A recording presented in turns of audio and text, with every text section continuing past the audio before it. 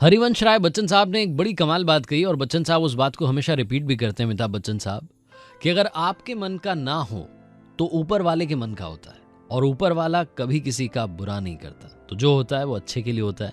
एक छोटी सी कहानी आपको सुनाने जा रहा हूं। आई एम श्योर आपने शायद ये कहानी सुनी हो, और अगर नहीं सुनी तो ये कहानी बड़ी शानदार है।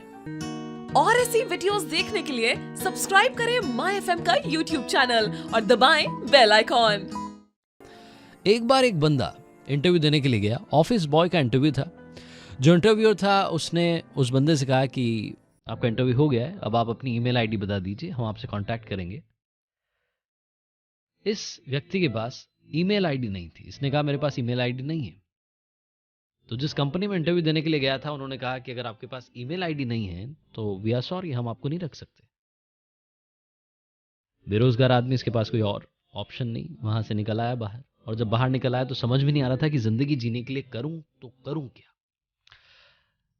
इस बंदे की पॉकेट में सिर्फ $10 थे और ये $10 लेकर के सुपरमार्केट पहुंचा, वहां से टमाटर खरीदे और टमाटर खरीदने के बाद सोचा कि क्यों ना इन टमाटरों को बेचने के लिए निकल जाता हूं। घर घर जाकर के उसने टमाटर बेचे। शाम तक उसके पास जो कैपिटल थी यानी कि $10 वो डबल हो गए $20।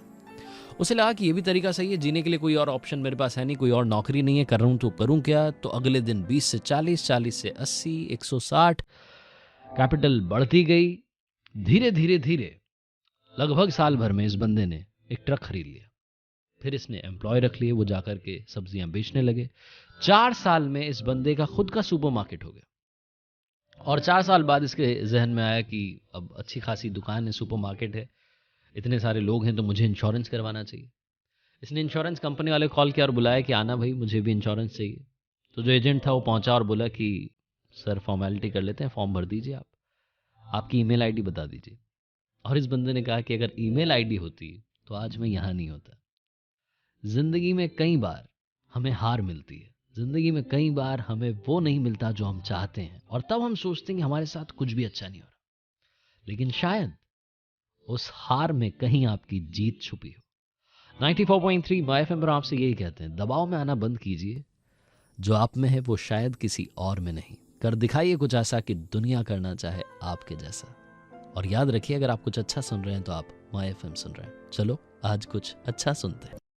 ऐसे ही वीडियोस देखने के लिए सब्सक्राइब करें माय एफएम का ऑफिशियल यूट्यूब चैनल। याद रखिए, अगर आप कुछ अच्छा सुन रहे हैं तो माय एफएम सुन रहे हैं। चलो आज कुछ अच्छा सुनते हैं।